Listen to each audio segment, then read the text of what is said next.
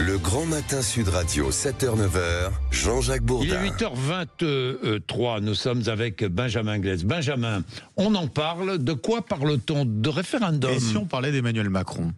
Si vous voulez, si oui. on parlait d'Emmanuel Macron, parce que ça faisait longtemps.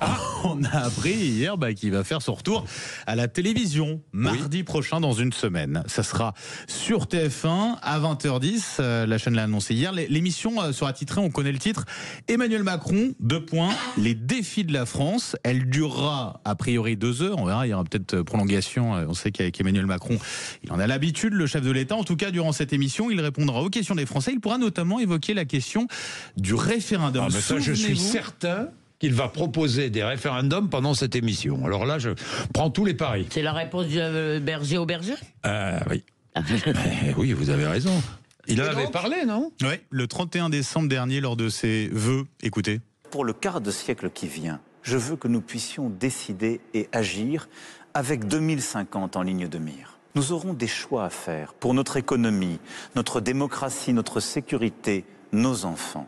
Oui, l'espérance, la prospérité et la paix du quart de siècle qui vient dépendent de nos choix aujourd'hui. Et c'est pour cela qu'en 2025, nous continuerons de décider.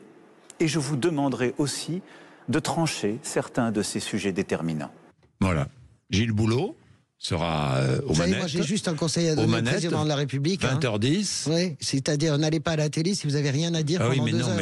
Oui, mais là, il va répondre, si j'ai bien compris, il va répondre aux Français. Ouais. Je ne vois pas le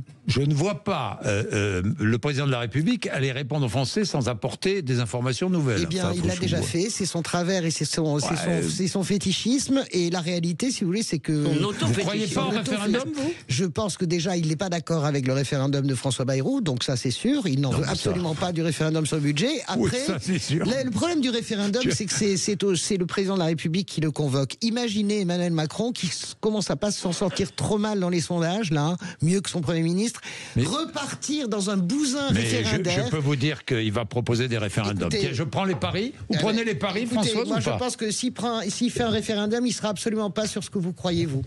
Voilà. Ah, mais je ne sais pas le sujet. Si. Moi, je pense peut-être un référendum social. Je pense qu'il y aura peut-être un référendum social.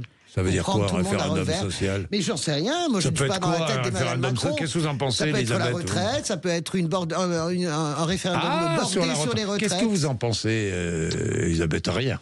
Alors, d'abord, je vais certainement pas, si vous voulez, faire des prédictions, sur ce que va annoncer Emmanuel Macron. J'espère juste qu'il ne va pas nous sortir de son chapeau un truc délirant sur les rythmes scolaires.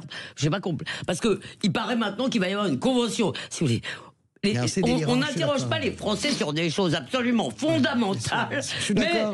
Il paraît qu'on va aller faire une convention citoyenne sur les rythmes scolaires. Quel référendum aimeriez-vous? Sur quel sujet?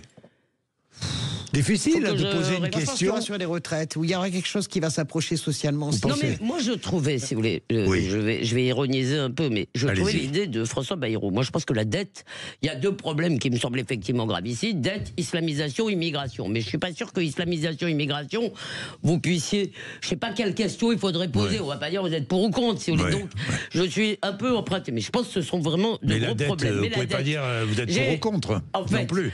En fait, j'imaginais hier, je vous envoyais un petit mot en disant: est-ce qu'il y aura une case pour dire oui, je suis d'accord pour la réduction des dépenses publiques si c'est les autres qui font des efforts.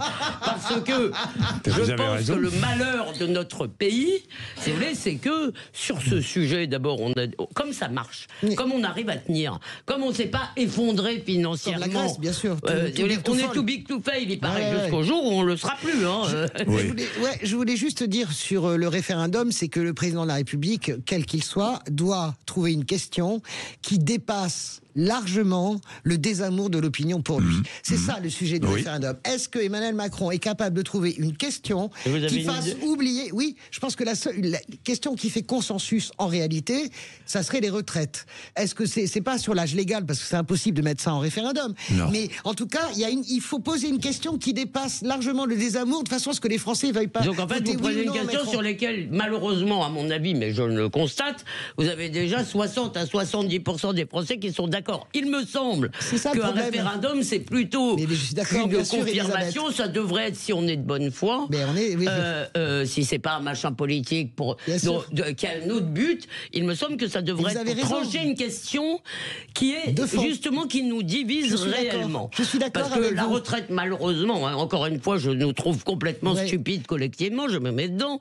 Mais si vous voulez, c'est le seul programme sur lequel on peut réconcilier les Français si on veut pas travailler plus. Enfin, c'est un peu flingué. Non, mais la réalité, c'est que vous avez absolument raison dans ce que vous dites sur le plan de la science politique pure et sur le plan de la politique pure. Un référendum devrait être justement quelque chose qui tranche. Mais dans la logique du président de la République actuelle et de quelques présidents que ce soit, le référendum ne peut pas être une question où il va prendre le risque que les Français répondent non et en fait le désavouent lui à 1 an et demi. C'est pour ça que je dis que on verra bien les référendums. Mais j'ai une question à vous poser parce qu'il y a quand même un risque. En réalité, on sait très bien que beaucoup de référendums sous la Ve République, les gens n'ont pas répondu à la question posée.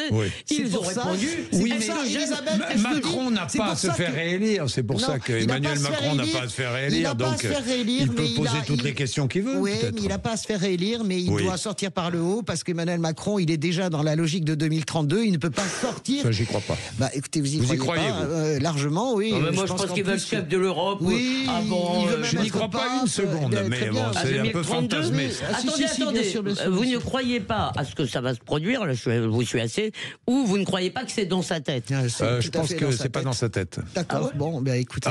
Chacun son avis. En tout cas, allez, 8h30. Ce qui est sûr, c'est qu'il faut une question qui dépasse la détestation que les gens ont de lui. Voilà. Bien, 8h30. Tiens, je vais en parler à Christian Estrosi. Ah bah oui. Dans un instant, qui est le maire de Nice et vice-président d'Horizon, le parti d'Édouard Philippe. Allez, le rappel des titres de l'actualité. Laurie Leclerc, Laurie.